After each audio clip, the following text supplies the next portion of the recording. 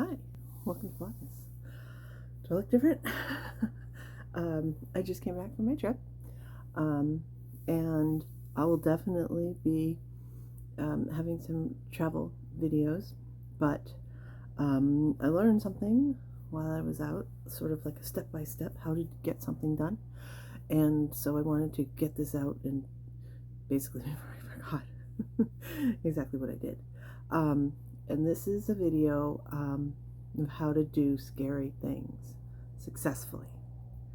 I try to do a scary thing, what I think of as like way push myself out of my boundaries whenever I go on a trip.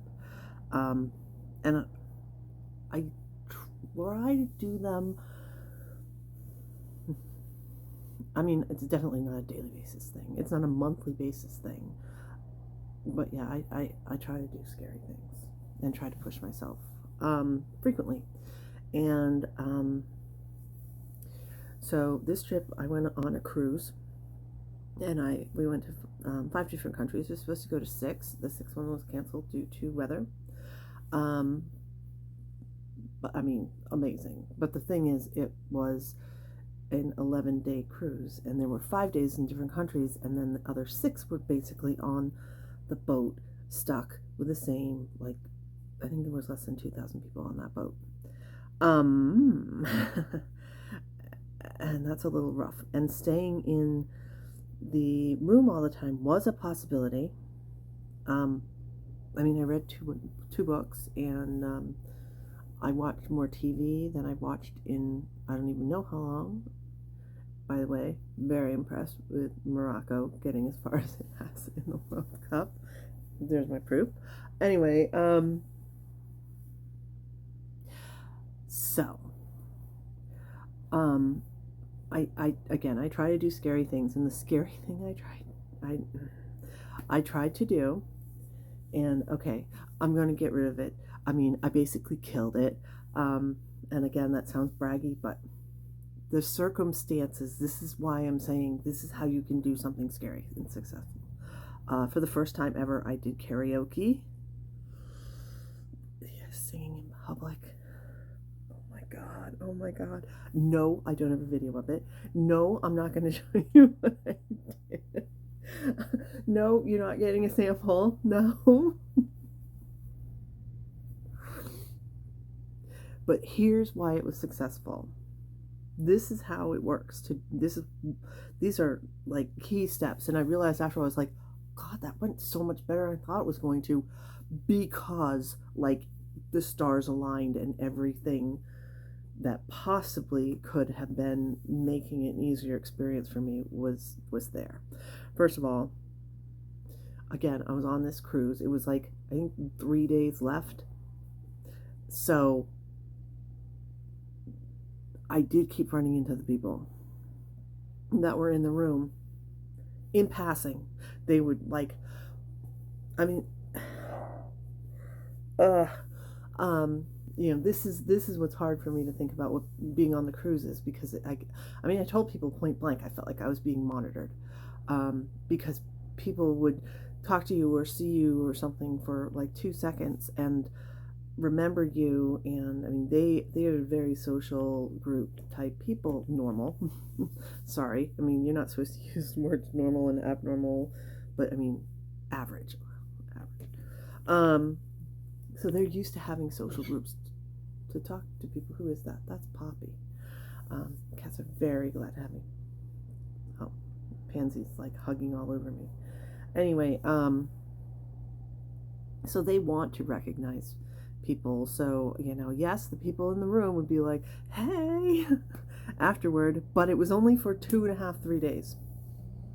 Okay, so these people effectively, I mean, and now for the rest of time, I'll never have contact with them ever again. Yay. So even if it had gone really, really bad, it wouldn't be coming back at me. Now, if you're the type of person who needs to be around family, see, you could bring a family member or a good friend to support you while you did this thing, whatever it is. I'm not saying blame me. I'm not saying do karaoke, God. But whatever it is that you want to do, you want to go out to a movie or something like that. Instead of going to a movie where you might feel awkward and whatever in your hometown, I mean, it might be extreme. Go to one 100 miles away. So I live in southern Maine near Portland. The last time I went to a movie theater, I went to the movie in Bangor. That's a 2-hour drive north. Now, that's a little extreme,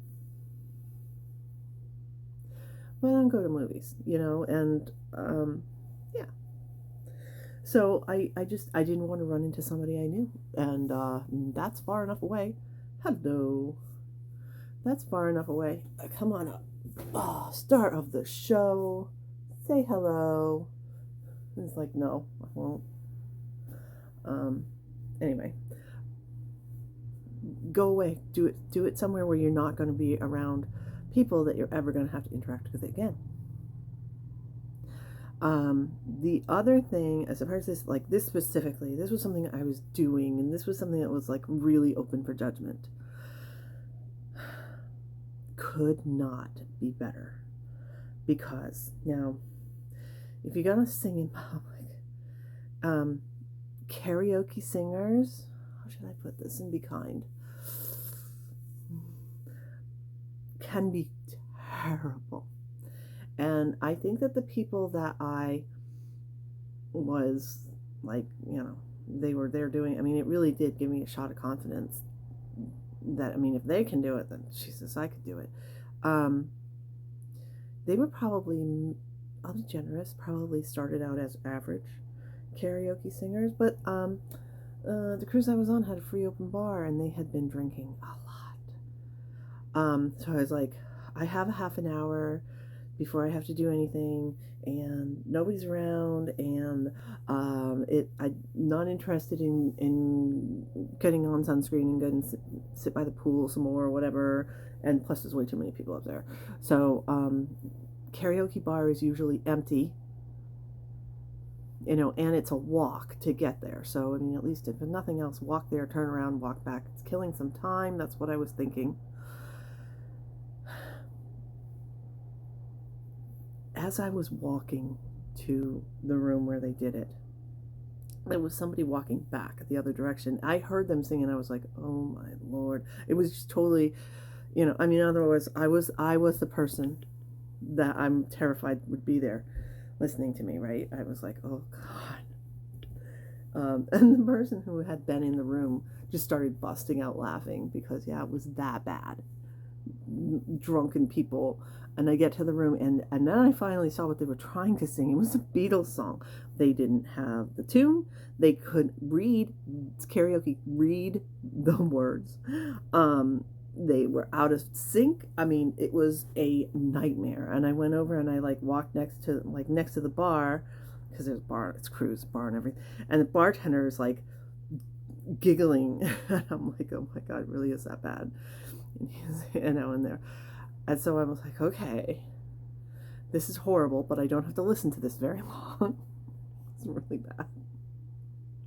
I mean, there were some really good musicians on this boat, so listening to really bad karaoke in comparison, it was like, oh my God, there's a reason the room was empty. So I get in a little bit more, and somebody was like, oh good, please, will you try to sing anything, please sing. Get these people off that were torturing this Beatles song. And the song ended, and actually they wouldn't give up the microphone. Again, drinking. So they started attempting to sing Rudolph the Red-Nosed Reindeer. It was so bad. It was so bad. I was like, okay, I'm going to do this. And they give you this massive, huge book of thousands of songs. And I flipped through. I was like, okay, the problem is you got to remember the tune. And I'm listening to this off-tune garbage. When I went through, flipped through it really quick, came up with a song. Perry's right here. They missed me. And quickly put my name down. And then I'm kind of panicking because I'm I'm listening to this off-key crap and I can't remember how this tune goes. I was like, thank God there's words. Anyway, but again, if the person that's doing it that that you're going to be sort of up against, that you're the most recent person next to, is brilliant and like great at it. Yeah, no, no, no, no, no. Don't do that. Go find people who are not good. And don't just like, okay, I want to paint, so I'm going to take a class with 6-year-olds or something. Well, obviously, they have an excuse for being bad, and then you can beat yourself up and say, well, I mean, yeah, they're only 6. I'm new at this too, but I should be better. Your brain will do that. So you go with people who are basically your peers, but are not good at what they're doing. This is strategy for making it turn out positive. So I did my song. What song did I do? I did Poison Ivy by the Coasters. Also, that was a good song because it doesn't ever stop. It doesn't have a lot of really big, key changes. So it's the same rhythm, it's the same everything. There's not like suddenly it's going to change to something completely different and be like, oh, awkward, I was screwing it up. But in comparison to these other people, I was quite a lot better. I'll put it that way. I was pretty good. So the other thing about this was when I was being judged. And I mean, I was being judged positively. This sounds so braggy. This is fact. This happened. I mean, again, these are drunk people that are trying to encourage people to stay there and keep doing this with them so they get more people, and it's better apparently the more people that you have. I don't know, never did it before, not my jam. Anyway, so they were like cheering and clapping and all this stuff, which normally, again, it's even positive feedback. It's just like, yeah, I'm being judged. But I had to focus on the words. I had to keep focusing on don't screw up and doing you in the correct time. And again, it was slightly different, their version, from what I remembered, which I think is probably part of the deal because then it's a copyright thing. But that concentration allowed me to not notice really, except every once in a while, what would I mean, I literally did not even, for most of it, there were no people there because I was concentrating so hard. Like the people like dropped out, and that's bizarre. But again, that's what happens. You do this pendulum thing with your avoidance where if the stress is so high that you sort of forget the people part of it. And that's why I do these scary things, because then I get sort of a break from the constant, I'm feeling judged, I'm feeling judged, I'm feeling judged, I'm feeling judged. I did quite a few of them on this trip, and I mean, it was like I went to the restaurant and ate escargot. Oh, how scary, eating snails. I'm like, it might be disgusting. What do I do? Not bad. Not great. Not bad.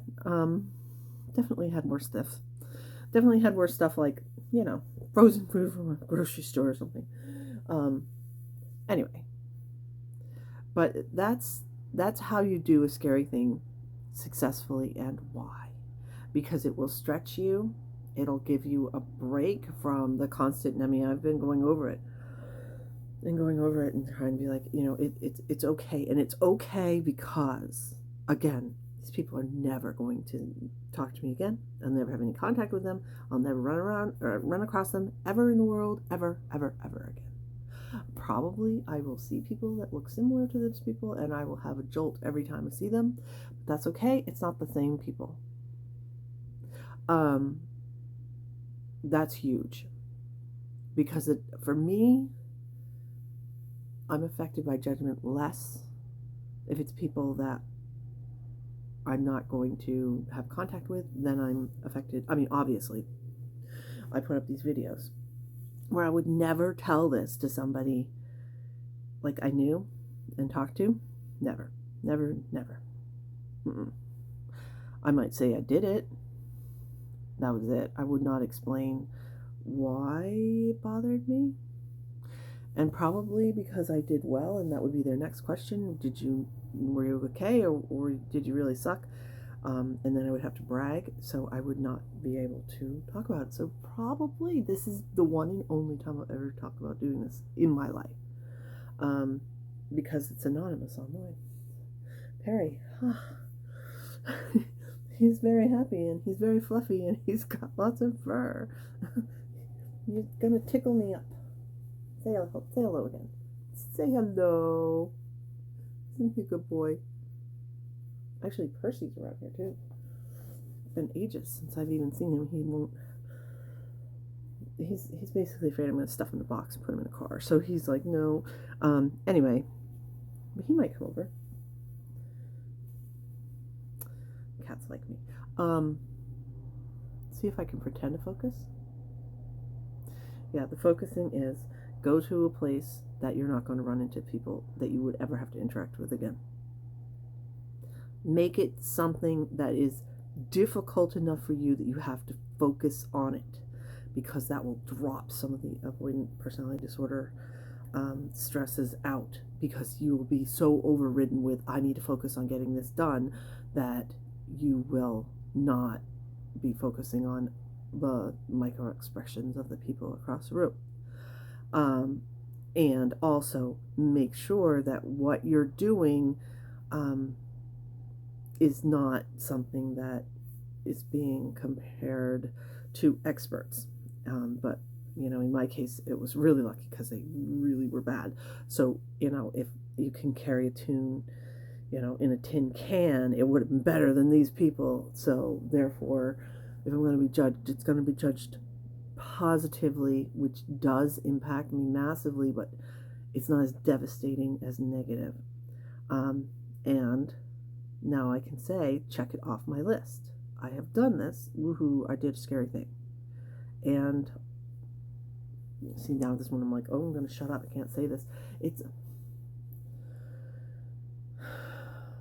I think, oh God, I'm going to sound like, one, I'm going to sound like an idiot.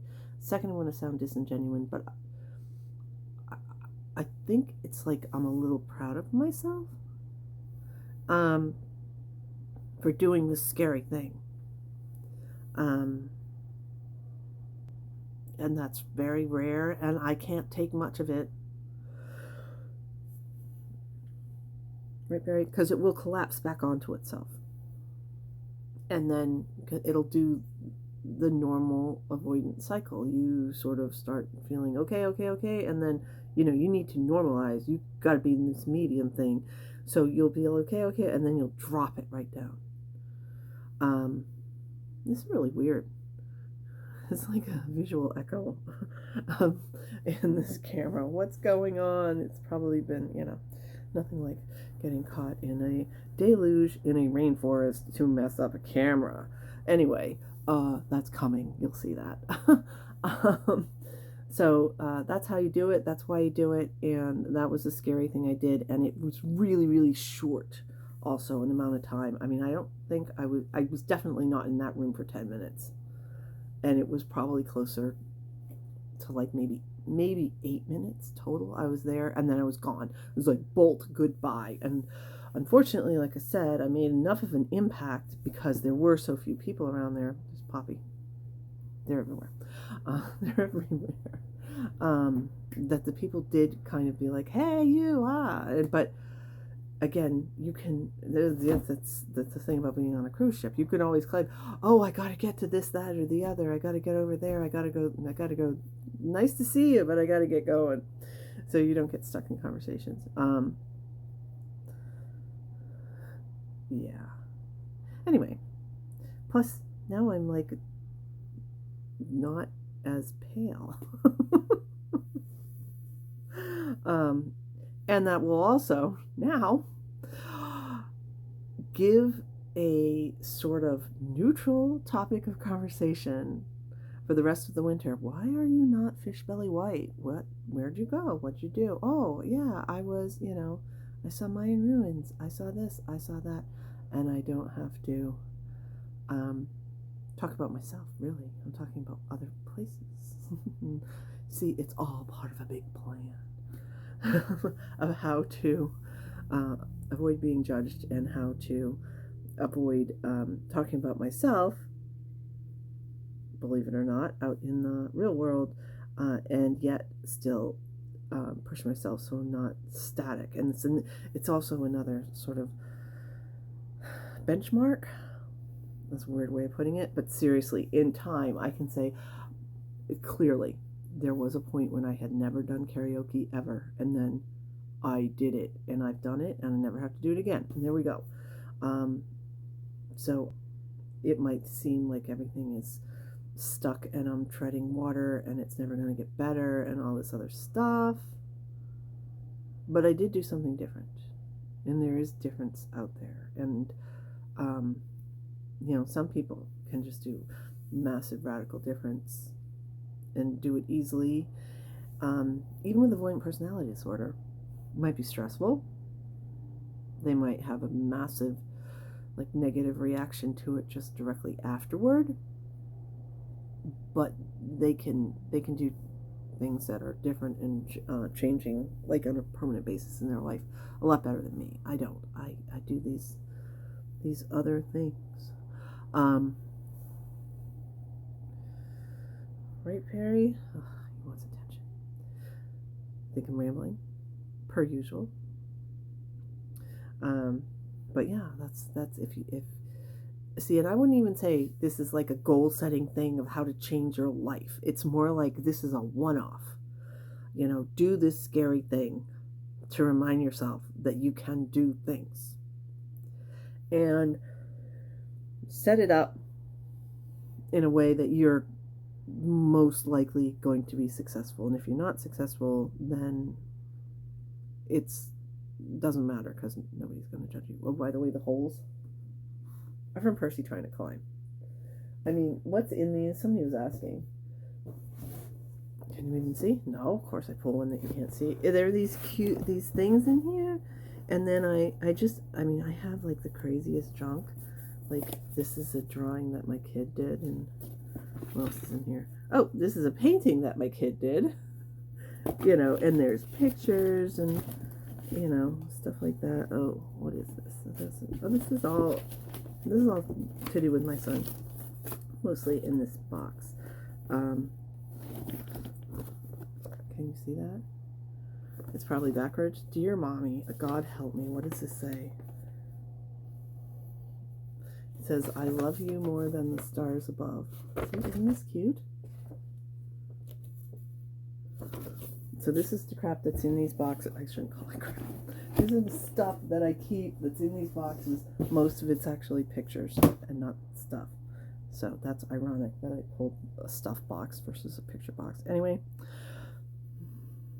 And now, I think that a good chunk, if not all the rest of Vlogmas is going to be travel videos. Bye.